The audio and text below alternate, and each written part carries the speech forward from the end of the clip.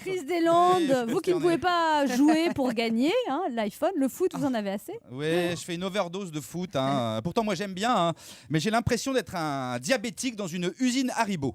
Du foot le matin, le midi, le soir. Les Bleus, les Fennecs, les Diables Rouges, les Super Eagles, les Lions Indomptables, les commentateurs sportifs qui analysent, dissèquent, spéculent sur tout et sur rien. Ça fait 10 jours que ça a commencé et j'ai l'impression que je vais retrouver Didier Deschamps dans mes chiottes. Toute l'actu est focalisée sur cette coupe. 4 matchs par jour, de la samba, des reportages sur le Brésil, sur Platini, les problèmes de Ronaldo, la coupe de cheveux de Debuchy, les fautes de français de Benzema, j'en peux plus. Imaginez que la guerre de succession à l'UMP ou les reportages sur l'Irak ou la grève des cheminots subissent aussi l'influence du mondial. Eh bien, bonjour à tous, bonjour Fred.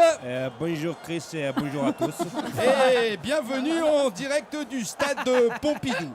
L'équipe de l'UMP vient de faire son entrée sur le terrain. Elle affronte aujourd'hui le Nicolas Sarkozy Football Club, un club franco-hongrois. Enfin, ce qu'il en reste, n'est-ce pas Fred?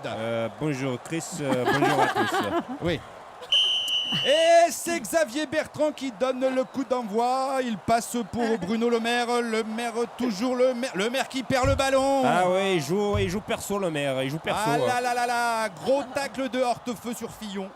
Tacle qui mériterait un carton rouge, mais l'arbitre, monsieur Juppé, semble être un peu en retard sur l'action. Le coup franc tiré par Estrosi qui passe à Guéant qui tente un dribble sur Barouin. Guéant qui élimine Barouin, Guéant qui enterre Barouin qui tire. Raffarin repousse l'attaque, grossière tentative de feinte de Balkany sur Pécresse. La marinette pichon de cette équipe. Ah, hors-jeu de Copé, il est hors-jeu là. Copé qui est exclu après un vilain geste, c'est vilain sur Mariton. Fureur du coach Sarkozy. Regardez-le qui veut rentrer en jeu, mais le règlement le lui interdit. C'est vilain, c'est la mi-temps. Les joueurs rentrent au vestiaire. Même ma femme est influencée par le mondial. Tandis que j'essayais de lui faire l'amour l'autre nuit, elle n'a pas arrêté de commenter mes actions. Elle me disait: Mais ne tente pas le grand pont, tu n'as pas assez de technique. Tire le pénalty, fais attention à la pelouse. Essaie de déborder sur les ailes, ça ne passera jamais dans l'axe.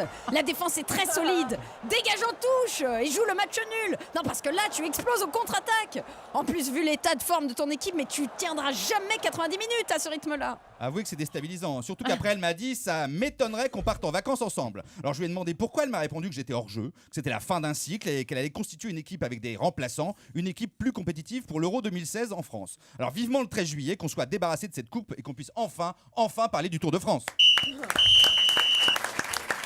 On vous l'a fait écouter la semaine dernière, mais on pense...